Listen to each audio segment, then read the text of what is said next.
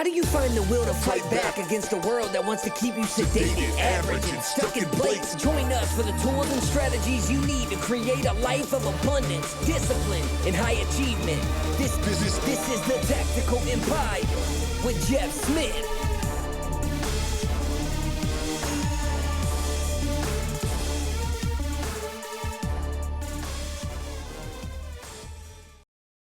All right, guys, welcome to another episode of the Tactical Empire. I am joined today by my main man, Patrick Bolanos, from right here out of Houston, Texas. He is the owner and founder of Trailer King Builders, which is a fascinating custom trailer building company that we'll delve into a little bit. But thanks for coming, Patrick. Appreciate you, bro.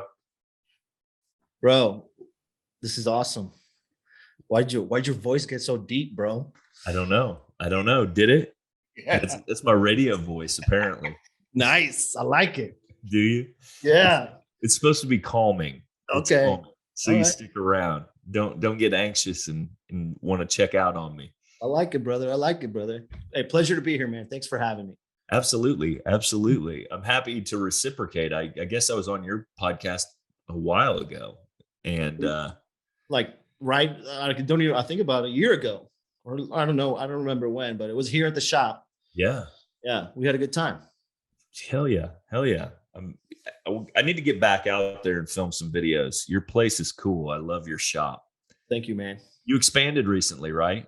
We did. We got another location. We leased another 20,000 square feet right down the street. I love it. Yeah. We had a pivot, massive pivot. Recently in February, we got that place because we were building the shells. We were outsourcing the shells to somebody out of Waco. Mm-hmm. And due to everything that's going on in the country, and they had to reduce their capacity. And unfortunately, we fell victim to that reduction. So we had to pivot and find a spot and start building everything from scratch. Man, that's going to pay off, though, in spades. It's a pain in the ass right now, I'm sure, and stressful as all fuck. But, man, like having everything in-house is eventually going to be awesome because you're going to be able to look back at it and think about all the extra jobs you've created, like what you've really built. Let's take a step back real quick and sure. tell the audience like what you actually do. What is your shop? My shop is a customized trailer manufacturing facility where our bread and butter is food trucks and concession trailers. That's what we got started in, but we can also do mobile gaming units, slap some TVs inside a trailer and people play video games inside them. We just did a mobile podcast studio, which your wife was in. She was actually, I think, the first one to record the podcast with us here at the shop. And then anything that can be put inside a mobile unit, we can do. Any type of business, retail, barbershop, anything that you can do mobile, we could put it inside a trailer or truck. So like a pet grooming business. Pet grooming, we can do pet grooming. We could do all that craziness. Food trucks. You make some sexy food trucks. I appreciate that. Yeah. That's a big deal down in Houston. And yeah, it is. So you're definitely in the right location, but you make some nice stuff, very nice stuff. I am pitching an idea to Kirsten about already upgrading our RV, getting another RV, like a bus. Yeah. And getting a podcast studio trailer. Oh, shit. Let's go. Which will be our office as well. Hitching it to the back of the RV and just getting the fuck out of here. Let's go. What are we waiting for? Yeah, man. She's 83% sold on it. So yeah. I think I've got some things to button up, and I think we can make that happen. Well, you're a closer. 17% to go ain't bad. Right. Well, I mean, I usually start about 70% towards yes anyway. So I don't have far to go. No, man, things are great. How is that working out with bringing everything in house? And when did you start that iteration? December? we started. So we've been talking about it for 2 years, man. We've been talking about it since the pandemic started. Okay. I even, I talked to investors. I reached out to Ryan. I reached out to his group to get some guidance in what to do. Yep. And it never really fell into place, right? Something was off. We were still moving slowly with our current vendors and suppliers. But something changed last year, right around October, I want to say. Right around September, October last year is when we saw a huge reduction in their capacity to deliver to us. So if we would get 4 or 5 units a week, it went down to like 1 a week. And that was affecting our reputation in the marketplace. For sure. And it was something that I couldn't control. And so I said, fuck this. If they're going to be controlling our manufacturing, because they're pretty much controlling everything else we did, we've just finished it out here, right? Even though they were getting built for our specs, like we designed that trailer the way they get built. We designed it. We gave them the design. We just decided, you know what, fuck it, let's go. Let's get it done now before it gets worse. So we went out and got funded by the SBA. We got the new lease. We were thinking of signing a lease last year, right around October, September, November. That was 5 miles away from us. And we were doing it because it was urgent, right? We were like, we got to do it. We got to do it. We got to do it. Something happened. And fortunately, it didn't go through. And then when we were approved by the SBA, we were like, okay, let's start looking for this spot. We found it literally less than a mile down the road. The exact same style of facility that we have now that is perfect for what we do. We signed on the dotted line and we've been doing it ever since. We bought materials, we bought inventory. That's probably the struggle right now, getting materials. It keeps me up at night. Fuck yeah. Dude, I'm in the same boat. I'm running like 5 rehabs right now. And like, we're driving all over South Texas looking for shit. Exactly. So I'm sure in your business, it's a huge pain in the ass. It's a pain in the ass, and it impacts cash flow, right? We're manufacturing. Our fixed costs are our fixed costs. They don't change if I finish 1 or if I finish 10. Right. But when I finish 1, it hurts our cash really, really bad. Yeah. So it's something that man, this entrepreneurship game is a huge roller coaster, bro. Yeah. I mean, our accounts were like dipping like to like the negative and shit. You know, we had a rebound, right? From negative a couple grand to like 300,000 in less than 6 hours. But if you don't have the mindset to go through those things, because I knew it was going to happen, but we were prepared. So that I knew that same day we were going to get everything we needed, you know, to get back to our comfortable level. Yep. It just happened so that it met like the same fucking day. Yeah.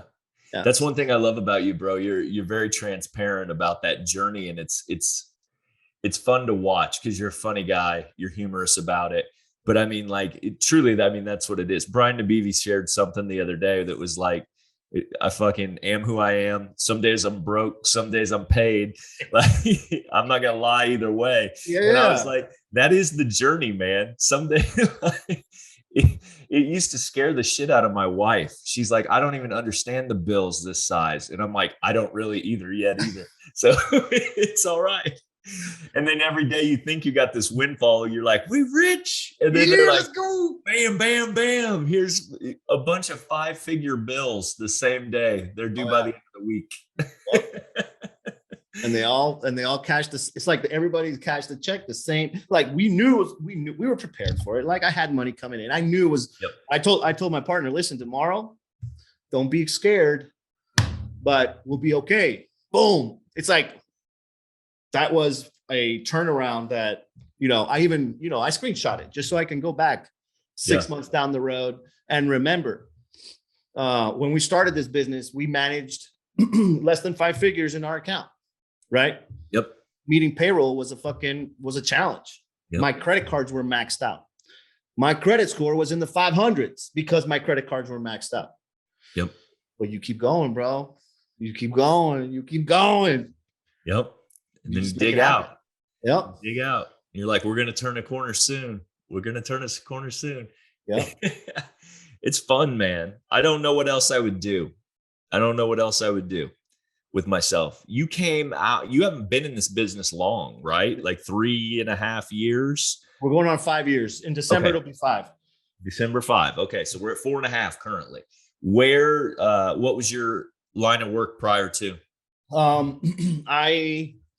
In Houston, Texas, I was a CFO of 2 different restaurant groups from Okay. 2014 to like 2017. In 3 years, I had 2 jobs, running the finances for a couple of restaurant groups, Peli Peli and Churrasco's. Okay. Before that, I was a banker, commercial banker with Citibank. No shit. Oh yeah. Yeah. I didn't Before know that, I was a sales guy for like IBM. I've been in sales all my life, man. The commercial banking gig was sales, right? It was managing clients, customers, getting them loans, selling them banking products. Yep. It was a hell of a school to learn about businesses. I'll tell you that, because as a commercial lender, as the director of commercial banking for Nicaragua, that's where I was. I got to meet with every CFO of every big fucking company in Nicaragua, and I got to learn their finances. They would give me their their finances and be like, "Hey, okay, where can you help us?" So I would look at working capital. I would look at long-term investments. I would look at derivatives. We sold the first euro derivative in Nicaragua, and I was a part of it. I really didn't understand it. All I knew is that they were paying an insurance in case the euro went up. Yep. Right. That's it. We were the first countries in Central America to do so. So we kind of got in trouble for it, but we did it and then asked for forgiveness. Yep. Yep. That's how you learn. Yeah. So I've had different jobs throughout my career. I was always an employee, but I always had aspirations of being an entrepreneur. Yeah. If I could go down the list of the 15 to 20 fucking little side hustles that I would do. I started a underground poker ring in Honduras 10 years ago. And I would work nights, dude, like from 10 p.m. till 4:00 in the morning. We would open 3 nights a week, but we were making like 10 to 15 G's a night. Yeah. Yeah. Until shit got too big. And then since it was an underground thing, you had to let it go. Plus, it wasn't sustainable. My gym used to be high stakes poker. That's awesome. It was with like armed guards and blacked out windows at night. Yeah. That's what it used to be. That's before you acquired it. Yes. Yes. It wasn't yours, was it? No. Oh. No. Okay. No. I didn't even know about that game till I kind of like got involved with that building, and then I learned a lot. That actually goes on quite a bit, and big high stakes hands and pay-ins. Oh yeah. They're at different locations throughout the city. Right now, they're all legal clubs. Yeah. Poker clubs. They rent you the seat by the hour. Like, we would take from every hand. We would rake every hand. That's the illegal part. Yeah. Only the casinos can do that. That's you're not allowed to. Only casinos do. Interesting. Yeah, that was a whole different world. At the time when I'm first moving into the building, it was also like the red light district. So I was surrounded by like human trafficking massage parlors and shit like that. It was wild. It was like, is that all you could afford back then, or what? No, man, it was an up and coming area, and I knew it was right by the Galleria, dude. Oh, okay. Right by the Galleria, and it just happened to be this little section of street that had like all night after hours clubs and then massage parlors, and they would get raided. The Texas Rangers would line up like 20 cars deep, raise the massage parlors, walk out there with all the ladies from the massage parlor. It was weird. Section. It was the section. It was weird. It was a well-known place though. Yeah. I have had some interesting conversations over 10 years about people that knew that area from Nice. growing up in Houston and all kinds of different weird stuff. So Cool stuff. interesting, right? Yeah, Interesting. it's crazy. So you have a baseball academy, right? Mhm. Tell me about that. I do. I'm originally from Nicaragua. I was born there. My parents, my dad's, hold on, I'm flipping through this thing because I was shutting off Facebook. It was making noises. I don't know if you could hear it. That's okay. Okay. So I'm originally from Nicaragua. My dad on my dad is American. He's born in St. Louis, Missouri, to an American grandmother. My grandfather's Nicaraguan. So I got here legally, okay? Whoever's questioning me, how I got here legally. I applied for a green card and I got it in 1988, and I held on to that sucker like dear life. Yep. Well, I applied for my citizenship. Baseball is Nicaragua's pastime. The U.S. has been very much involved in Nicaragua's history. From William Walker, which was a guy that tried to conquer Nicaragua. He went a little rogue. Baseball is our pastime. So I grew up playing baseball. My dream was to be a professional baseball player. I would sleep with a mitt at night, like the full thing, but I didn't really like the process, right? When you start talking about actually becoming a professional athlete, there's a lot of work that goes into it. Yep. And the process was, you got to wake up early. You got to put in the fucking 8-10 hours a day. I didn't do that. I was all talent, bro. I wanted to make it on talent alone. So I wouldn't listen to coaches. Mm-hmm. So eventually, I had to decide what to like. I went to college and I tried out for the St. Louis University baseball team. My coach wanted me to try out as an infielder. And I said, no, I want to play the outfield. I could play pretty good infield. I was a third baseman. And I was like, no, I want to play the outfield. I didn't make the cut. And so I just gave up on that. And then back in 2017, when I got let go from the company I was working with, I was having this shift in mindset in who I was. I went through getting fired, not having any money at the time. I was broke, financially broke, spiritually broke. Mindset was fucking like in the gutter. And I just started asking myself better questions. And one of those questions was, when was I the happiest? What was I doing in the past? When was I? And I would always go back to on the baseball field. That's when I was the fucking happiest, bro. And so I said, you know what? I'm going to do something related to baseball. Fuck it. So I Googled how to send baseball equipment to Nicaragua out of my computer. And this little nonprofit popped up in Sioux Falls, Idaho. No, Sioux Falls, South Dakota. My bad. Yep. Sioux Falls, South Dakota. And I emailed the president. He had his info on there. So I emailed him. I said, listen, I'm Nicaraguan. I want to help Nicaraguan kids play baseball. How do I bring baseball equipment to Nicaragua? If you could help me, that'd be amazing. He called me immediately. We spoke for hours. We spoke about the Sandinistas. We spoke about Nicaraguan politics. We spoke about the Nicaraguan economy.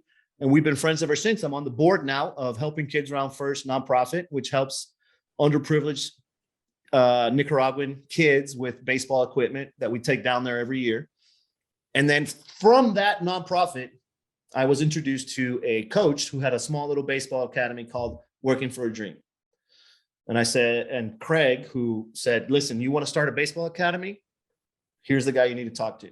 So I talked to him, made me a partner, and I essentially provide what is the economic resources to keep this academy going.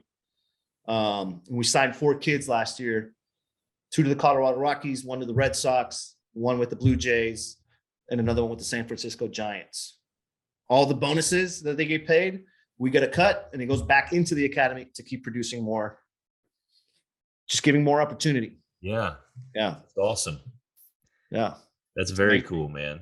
It's really cool. So I actually want to do a trip with Apex execs and whoever wants to come to show you guys, get a little perspective on how the world is like. I'm sure you don't need perspective, but there's a lot of people that don't have it. Perspective on how the world is outside of this first world country that we live in. You can even bring kids, like Kale's kids play baseball. They don't know what it's like not having equipment. badass fucking baseball fields and Right. go see how these guys play and how they learn. And that's why they're so good. Yeah. You know, baseball's hitting rocks, you know, almost hitting their foreheads and bam. And that's why the Altuves of the world exist. Yep. Yep. Yeah. Oh man. That's very cool, man. That is very cool. So where do you want to take that? So I wanted to be the biggest and the most premier baseball academy in Nicaragua. I'm not sure if you're familiar with international baseball, but Dominican Republic, Yep. Puerto Rico, those are the hotbeds Okay. of Latin American players, right? Yep. Every team in Major League Baseball has a state-of-the-art facility in Dominican Republic. Right. All 32 teams. And what they do is they develop kids as young as 16 years old. The Major League Baseball allows you to sign in international play as young as 16. When in the US, I think you have to graduate high school or be 18 years old or something like that. I don't know what it is. But anyways, they pluck these players out of countries like Colombia, Nicaragua, Panama, other countries like, I don't know, Haiti.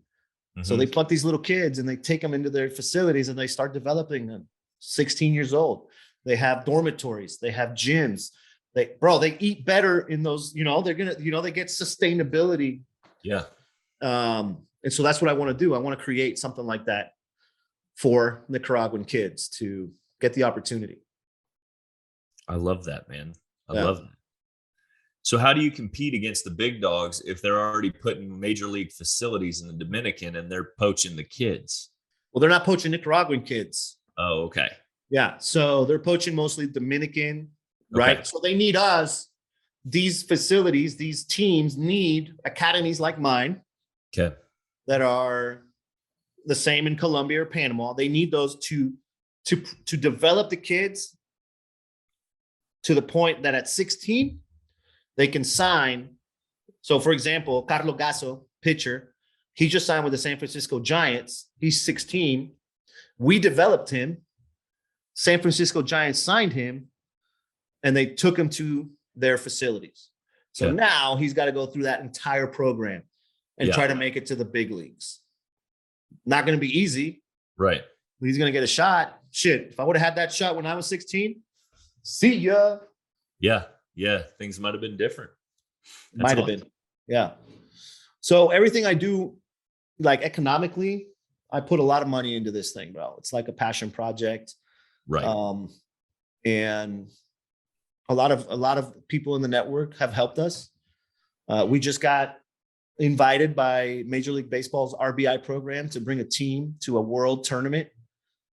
So it's going to be a 16-year-old, 14 and 15-year-olds, Nicaraguan kids, Little League World Tournament. So we got invited to bring a team. Where's that at? It's going to be in Puerto Rico. Oh, that's awesome. July 14th through the 16th. Yep. So now we have to raise money, like 20 to 30 grand to pay for these kids' trips. But it's going to be a trip of a lifetime. Right. They're going to get exposure to scouts. They're going to get exposure to, and it's all because Major League Baseball, we partnered up with Major League Baseball through the nonprofit. That's awesome. Yeah. That is so cool, man. Like, honestly, like I love all the philanthropy that goes on in our group. And it's really cool. Yeah. Really cool to see like people reach a certain level to where they start really deciding where they want to be giving back. Right. And then even for the people that don't have like their own particular project, there's outlets for us to be throwing donations at all the time, which is awesome. Yeah. It's very cool. So that's one of the things I like most about the group Apex, and everybody in it is so giving. Where do you think you're going to go? Where do you see yourself, either personally or professionally, in the next like 3 to 5 years? What are your goals, hopes, aspirations? Where are you going? So that's a great question. I've been struggling with I know what I want. I have them written down, but I don't think they're big enough. For some reason, the day-to-day the stresses, the struggles that we were discussing earlier about growing, about scaling, have been eating me up and keeping me out of the, you know, my mentors, our mentors, the people we talk to, they always say, make some time to dream, right? Make some time to envision what you want. And I think I've been so locked into the day-to-day, the small shit, that I've been stepping away from the big dreams. I wanted to reach 12 million in sales last year. We did it. I wanted to reach 25 million in sales this year. We're not on pace to reach that number. I didn't have a plan to buy a home this year. I'm being forced to try to buy a home, but I think I need to start dreaming bigger, bro. So I'm going to take this trip that I have. I just bought the book, Think and Grow Rich, and a journal. I've already read it, but I'm going to intentionally use this trip to go to Europe to focus on the bigger aspirations that I want. So you asked me the questions, what are they? I have no fucking idea right now because I want to start from scratch. I know I want to own a beach. I want to own a beach house in Nicaragua on the beach, right? I want the baseball academy to be the biggest baseball academy in the world. I want our food truck manufacturing facility to be the biggest food truck manufacturing in the US. By when? So I need to put down numbers, dates, and make those goals pop out on paper. Yeah. That's what I'm going to focus on. You ever read Vivid Vision? No, I have not. You need to get it for your trip. It's Okay. a fucking easy read, man. Like 180 pages. This book is the best. It's the most concise explanation of how to do what you're talking about doing that I've ever encountered. It's fucking amazing. I have goals, right? It's not like I don't have goals. I have my goals. They're in my phone. Yep. I just need to revisit them. Yep. Because I feel like I've been falling off. Yeah. Yeah. This book really goes through the process of like laying it out though, so that it becomes extremely granular for you. Yeah, it's 160 pages. So it's super quick, but like the idea is you sit down and you write your vision, where you're at 3 years from now, and it to the point where like, what are you wearing? What are you feeling? What are you smelling? What are you seeing? Like, the books are mahogany. I smell mahogany and cigar smoke. Yeah. Like whatever. It really attaches that feeling to those goals. Because oftentimes you set goals and those are fine, but they're just targets. And your brain is a fucking amazing attractor of anything and everything in the universe. And the more granular you can get about the feelings that you're heading towards, I think the easier it is to train your subconscious to attract those items in the universe. Yeah. And that's exactly what I want to work on. Yeah. I want to close the gap between my conscious mind and my subconscious mind, but I want to make sure that I'm putting in the things that I really, really, really want. Right. Yeah. Because I used to have, I went through a period of time where I was like targeting things that I said I wanted, and I wrote down goals. And then I'd get them and they would be like, I don't care. Or I wouldn't get them and I'd be like, I don't care. And often my wife really drew me to it, is that I'd be like, I can't fucking hit this thing. And I don't know why I can't hit it. And like, she's like, because you don't want it and you never wanted it. And I'm like, that's weird. And so I'm like, well, I've talked about it for 2 fucking years. So like, are you sure I didn't want it? She's like, no, you never wanted it. And I'm like, well, wish you would have told me that 2 years ago. So how do you let it go? Like, how do you let go of something that you don't really want? And how do you find that out? Well, I think you go deeper into the layers of like, why? Yeah. Like, do you want a Lamborghini? Why? Yeah. Like, do you want a Lamborghini? Do you want one of these supercars? Like, that shit doesn't turn me on. Like, sometimes I'm like, well, that'd be cool. I mean, to drive it and then I'd be done with it. Right. Like, I don't have an emotional attachment to that stuff. Like, I want a truck. You know what I want? What? A professional baseball team. Yeah. That's what I want. Fuck yeah. Yeah. Man, Jesse Itzler, you know him? Yeah. Yeah, you follow his shit. He owns the fucking Atlanta Hawks. And he's been like a basketball fan forever. I could see you owning a baseball team. That's a big enough dream right there. Right there. Let me write that down. I like that. Mm-hmm. That's huge. And then there's other things though that like Ed Milet talks about it. Like, you have to have a vision big enough for everybody else's vision to fit in, right.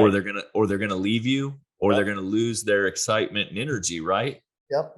Like when he first said that really makes you think like, holy shit, man. Like, because I used to have this dream. I wanted to be a millionaire by the time I was 40. That was it. And I was like, I want to be a millionaire by the time I was 40. And I was like, okay, so that happened. And like, it was, but then when people that are doing huge things come and say things like that, like your vision has to fit everybody else's vision into it. Like that never should have been even a thing I was even targeting. Like, who cares if you have $1 million? Right. Like, that's not big enough for fucking anybody else. Yeah. So like when you start thinking that way, like, wow, you're talking massive scale. So speaking to that, because that helped grow our company to where we're at today. Yeah. So I heard Ed Milet say that in 2018, right? Through the RTA Accelerator, RTA Syndicate now. Yep. And we were doing like, I don't know, 900,000 a year. And so he says, sell the dream. Not only have a dream so big that it can fit everybody that under it, but also you have to sell it, right? And so I would go out, we would be working in the summer heat, fixing 2 to 3 trailers, building 2 to 3 trailers out.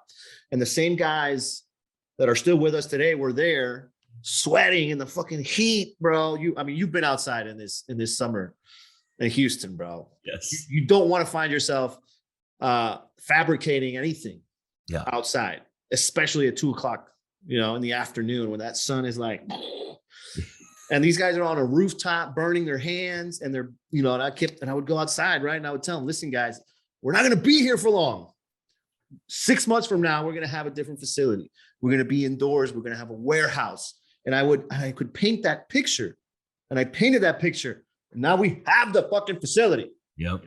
But I hit a plateau. Yep.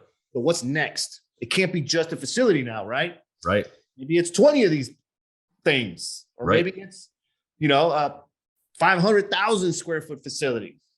And that's why I'm going to take advantage and sit down and be hopefully in this beautiful place out there in Europe, because I've never been.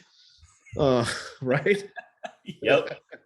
And, taking all this nature in and, being away from where we're at, and boom, coming up with this brand new, I want to call it like a startup again, because I want to feel that it doesn't feel like a startup anymore. Yeah. I want to feel that. I want it to feel like a startup every day. Right. Right. So, yeah. And then personally, right, I let my weight, fluctuate too much. I like to be physically in shape. I like to do jujitsu, but sometimes, man, my bitch voice takes over, bro. You've been taking some blows, man. So I get it. But yeah. I mean, it is up to you. You can get consistent. You can walk. You can do simple shit. Doesn't always have to be your preferred modality of fitness. No, that's something, it's funny you say that, because my go-to is putting a 40-pound vest and going for a walk. Yep. If I don't, I'm not going to work out, but no, you better go to that. You better take that walk, bro. Yep. Yeah. I love it, man. Yeah. But man, you guys have been going through some shit though, because you got your hand forced with the house. You got the facility going. You got this wedding going. You're missing MDM. All that stuff's happening at once, man. So I understand. Life gets stressful. I'm going to leave to Europe. I don't know if I have a place to live when I get back. FYI. That's how crazy it is. I know. Yeah. I know. It's all good though. That is wild, man. What do you enjoy doing outside of work and obviously your philanthropic projects? I mean, you said jujitsu. You've got a big family. I do have a big family. We got 4 kids, awesome kids, love hanging out. We, before this, like I like to go to the beach, man. I'm a beach guy. It's not really big, a lot of awesome options out here in the Houston area. I love to go to Destin. I like that type of beach. I like working out, playing with my kids, reading, I like sitting down at my computer. Hanging out with my wife. Yep. Running away from the kids, I'm about that life as well. Yeah. And, I want to be able to, so I'm going to buy a house on a beach in Nicaragua where we're going to go stay for the summers. Mm-hmm. And that's where we're going to live for like 3 months every summer. Okay. I got to get to that point to where it allows me to do that. Or maybe just fly back and forth. I don't know. Right. But I want that beach life, bro. I hear you. Yeah. I hear you. Does Nicaragua have nice beaches? Beautiful beaches, dude. Really? One of the most pristine and not a lot of people around. I'm not a big people person, so I don't, Like that. Yeah. Yeah, that's awesome. There you go, man. I'm excited to hear what your vivid vision turns out to be, man. I'll share it with you when I get back. Yeah. All right. I'll share it with you when I get back. The funny thing, man, that I've learned over time, because I use like 1,000-day exercise, and so I developed my vivid vision over 1,000 days. Mm-hmm. And then I fucking write my stuff down, like what I'm doing. It's on my whiteboard. And then I count it down so that I'm intentional about the days. Now I don't change the day like every day. Mm-hmm. So like I'm actually today, May 26th, I am 1 year to the day from my 1,000 days being up. So I've got 365 days. The date that I started this section of my 1,000 days was, it was set to be done May 26th, 2023. Mm-hmm. So I've got 1 more year to achieve everything on my list. But I'll tell you what changes things for me personally. So mm-hmm. that is keeping track of the days and understanding them ticking down. And so what it does for me is it makes me intentional about like, okay, so I just went like 375 to 365. What did I get done in the last 10 days? Like, am I deliberately moving forward on what we're doing? What give me an example. Like what's on that list that you started 1,000 days ago?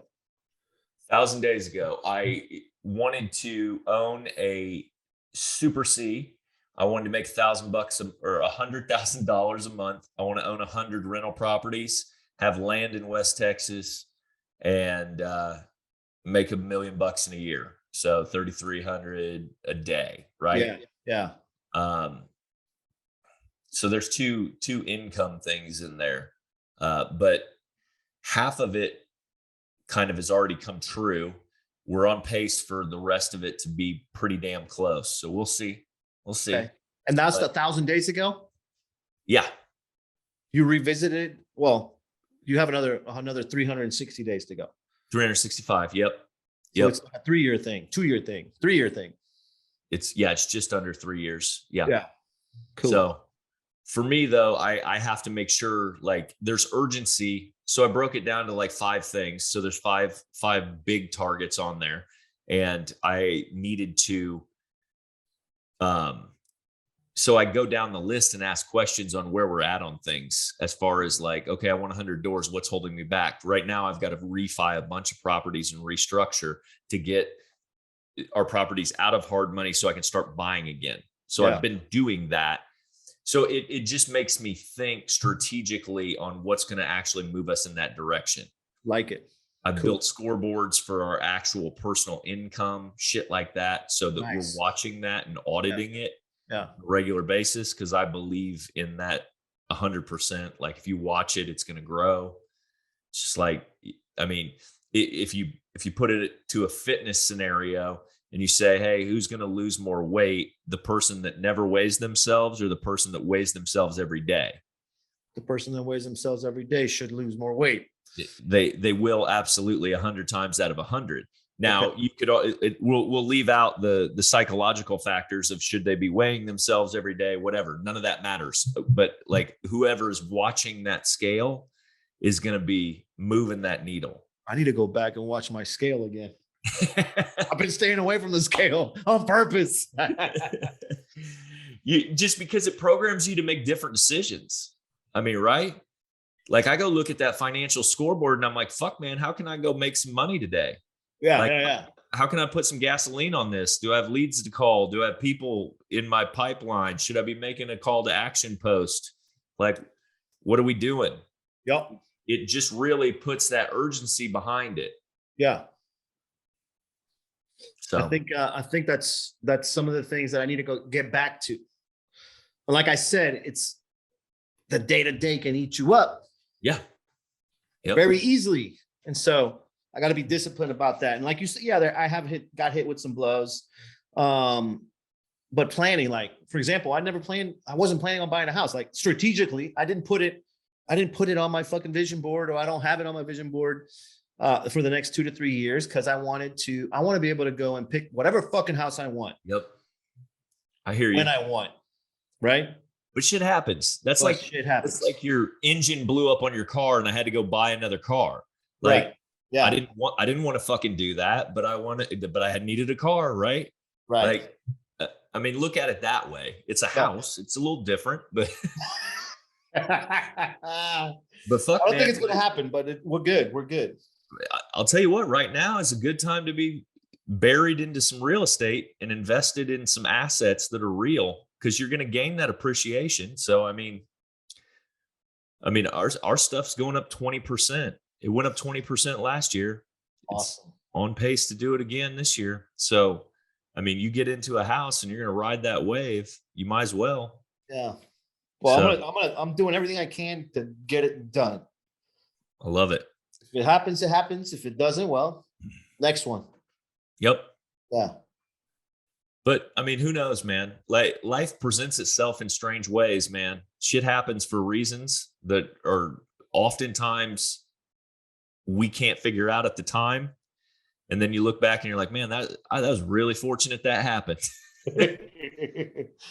I'm a believer in that as well. Yeah, man. Yeah. Well, you're leaving this Sunday for 14 days. Where are you traveling? We're going to Italy and Barcelona, Spain. Okay. Yeah. Never been on that other side. Well, I've never been to Italy either. Oh. So that's interesting. It looks beautiful over there. It does. Look, that's why I'm taking my notebook. There you go. Soak it all in. Inspiration. I love it. I love it, man. Yeah. Well, keep me posted when you get back after you dump all that stuff out and decide what you want. If you want to catch up and hash through it all, I'm happy to talk to you. Yeah. Love to. Appreciate that. For sure, man. You're one of the most inspiring guys that I watch. And so like, if you're a new business owner, like coming up in the game, dealing with the ups and downs that we talked about and kind of getting the rug pulled out from under you and like persevering, what's one piece of advice that you would say to somebody getting started, kind of like right now? That's a good question. And I'm gonna go back to the same thing I answer every time I've been asked that. Is one thing. The thing that changed my life is gratitude. Gratefulness in spite of whatever the fuck you're doing. Gratitude, for example, you have to learn to be grateful for any situation that you're in, even if it's a good one or a bad one. Don't try not to put any labels on any situation. And so I'm very intent of practicing gratitude from the moment I wake up. We were having this discussion earlier, right before we started the podcast. You're grateful to be alive every single day. As soon as you open your eyes, I say 5 things I'm grateful for out loud or in my brain. Like I intentionally do it. It's not easy to do it every day at the start, right? Because you're saying, okay, what am I grateful for? When all these fucking problems I have. Well, but you have your health, you have your kids, you have a home, you have a car, you have a job, you have the opportunity to learn from whatever's going on, right? So that's one that I always use. It's an opportunity to learn. What am I missing here? When the pandemic hit, okay, perfect. Opportunity to learn how to navigate on how to manage a company in the middle of a pandemic. Inflation, boom. I'm grateful for the opportunity to learn how to manage this pressure on pricing. Yep. And it helps. It's not foo-foo stuff. It fucking helps and it works. Yeah. And you know what happens when you do that? You start seeing opportunity everywhere. Exactly. That's it. Exactly. Because every situation is truly neutral. Yeah. And so how you receive it and then react to it is the deciding factor on the direction the situation takes, right? And it's not easy. It's not easy. If it were easy, everybody would do it. Everybody would, Yeah, walking around with a smile on their face and not calling each other names or, I think what I'm most excited about what's coming up is that, like, I mean, we are fucking deep into a depression and in a recession, not a depression, excuse me. Yeah. And I was reading some stuff about it today that they corrected the Q1 numbers. They were worse than they even thought. So we're in it. This will be the second quarter, which defines a recession. And so we'll know consecutive quarters. Yep. Yeah. We'll know in a couple weeks that when they actually admit it. So wait, so this could be the worst of it? No, hell no. This is the start of it. We are just getting in it. But so thank you for the opportunity to learn. That's exactly where I was going with it, though, because, like, man, wealth is built in the bear markets, and we are headed into probably the biggest one we've ever seen. Yeah. But coming out on the other side, like, you and I are old enough to remember, like, 2012, 2013, 2014. I mean, like, if you got through 08, 09 and could stay alive, you were like, there was a lot of money made during that period of time. We're going to see the exact same thing this time. So it's about endurance and gratitude and framing your mindset to get through where we're at and being prepared, writing things out to ensure that the good thing, I think, from a business perspective is that, like, everyone that's still standing is running fucking lean. Like, I mean, if COVID taught us anything, it taught us to, like, clean up our operations. Mm-hmm. Like, no one's running fat anymore with, like, a bunch of unnecessary expenses and shit like that they don't need. Yep. So, I mean, what I learned was to go faster. Yeah. Yep. If competition's contracting, good. I'm going to eat your market right up because I'm going to go fast and I'm going to take it. And I don't care, whatever it takes. Yep. And a lot of times that's the best course of action is just massive, massive action. Yep. Like, regardless of what's going on, you're just trying to outrun the tide. Yep. Get through the shit the fastest. Like, if you can get through the shit faster than anybody else, you'll be looking at it like, what's up, guys? I'll be waiting for you over here. And unfortunately, that's the shit that keeps you up at 2 o'clock, 3 o'clock in the morning. And you got to live with it. That's the nature of the beast. Yep. Mike Claudio said something to me the other day because I reach out to my network. He said, look at it as be grateful that you've been given this opportunity to manage it, because anybody else would have quit already.